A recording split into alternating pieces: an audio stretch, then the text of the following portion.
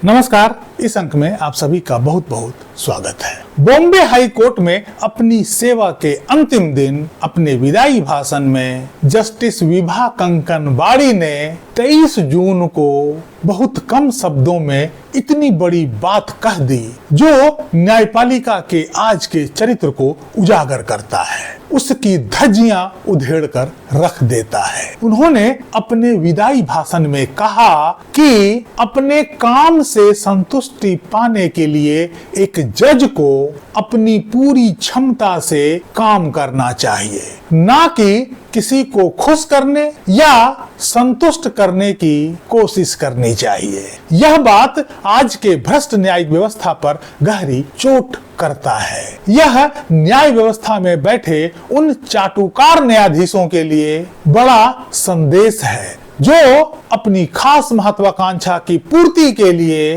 कुछ खास लोगों को संतुष्ट करने के लिए उनके इशारों पर निर्णय देकर न्याय व्यवस्था को कलंकित करते हैं। न्याय व्यवस्था में बैठे न्यायाधीशों की प्रतिष्ठा और सम्मान इस बात पर निर्भर करता है कि समाज में न्याय स्थापित करने में उनका क्या योगदान है। न्याय करने की कला समाज में उनके कद को बढ़ाता है। जस्टिस कंकनवाड़ी को 9 साल पहले हाईकोर्ट में प्रमोट किया गया था। वह कुल 34 साल तक जज रहने के बाद रिटायर हुई।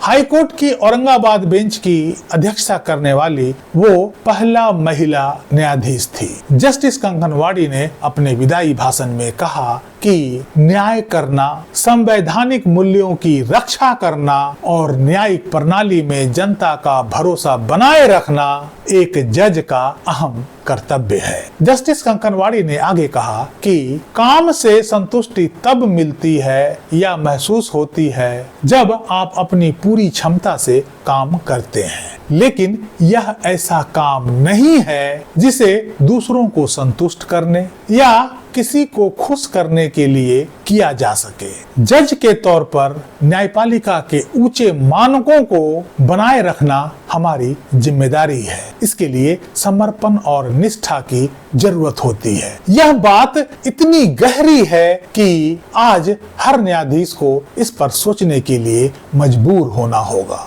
इतने कम शब्दों में जो उन्होंने हमारे प्रचलित न्याय व्यवस्था पर जो गहरा चोट किया है, आज सभी न्यायाधीशों को अपने अंदर झांक के देखना होगा। आजकल न्यायाधीशों द्वारा किसी खास राजनीतिक विचारधारा या किसी खास धर्म, समुदाय, वर्ग से प्रेरित राजनीतिक टिप्पणियां करना फैशन हो गया, आम बात हो गया। वैसे जजों से हम निष्पक्ष न्याय की उम्मीद कैसे कर सकते हैं जिनकी विचारधारा किसी खास राजनीतिक विचारधारा, किसी खास समुदाय के विचारधारा से मेल खाता हो और उस विचारधारा के वो कट्टर समर्थक हों और जिसे वो अपने बयानों के जरिए बार बार एक्सप्रेस करते हों। वैसे न्यायाधीशों से निष्पक्ष न्याय की उम्मीद करना बेईमानी होगा। बॉम्बे हाई कोर्ट की ही एक बेहद गंभीर और ऐतिहासिक टिप्पणी के कारण देश भर में चर्चा का विषय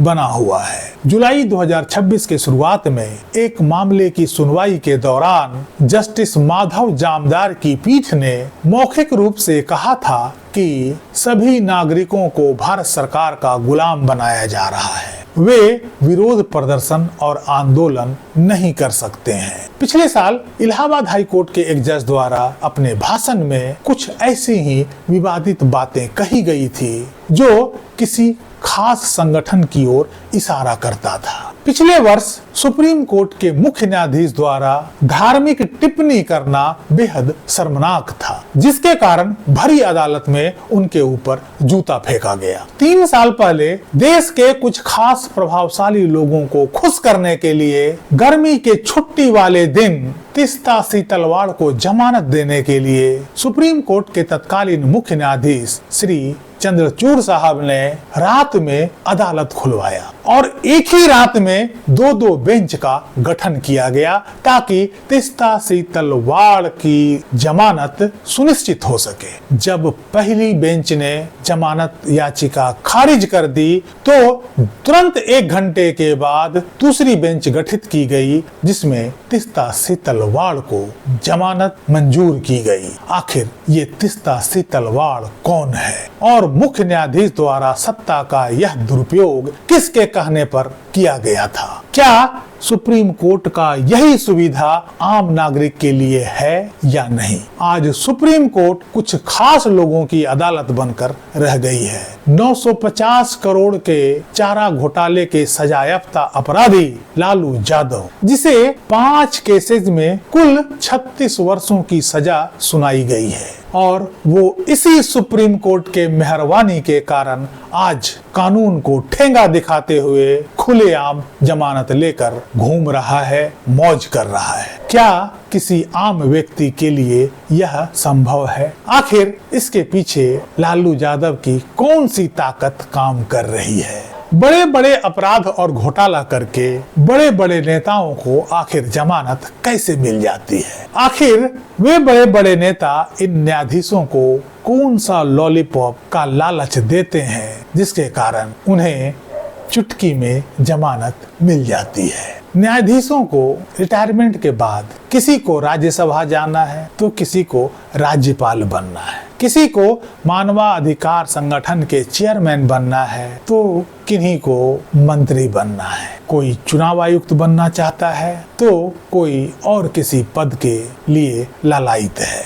आखिर जब न्यायाधीशों में पद की लालच इतनी गहरी होगी तो वे सत्ता से बाहर जाकर निर्णय नहीं सुना सकते हैं। ऐसे जजों से निष्पक्ष न्याय की उम्मीद नहीं की जा सकती है। यही लालच पूरी न्याय प्रणाली का बेड़ा गर्क कर रखा है और जो निर्णय पास किए जा रहे हैं उसमें न्याय कहीं नहीं झलकता है। ऐसा लगता है कि वो निर्णय किसी के दबाव या किसी के प्रभाव में दिया गया निर्णय है, चाहे वो शिक्षकों का टेट निर्णय ही क्यों न हो। यह निर्णय भी पूरी तरह से दबाव में या किसी प्रभाव में दिया गया निर्णय लगता है। किसी भी दृष्टिकोण से यह निर्णय निष्पक्ष नहीं लगता है। इस अंक में यहीं तक। इस विषय में आप सबकी क्या राय है कमेंट बॉक्स में अवश्य लिखिएगा। वीडियो को लाइक कीजिएगा, चैनल को सब्सक्राइब कीजिएगा। मिलते हैं अगले अंक में, तब तक के लिए जय हिंद, वंदे मातरम।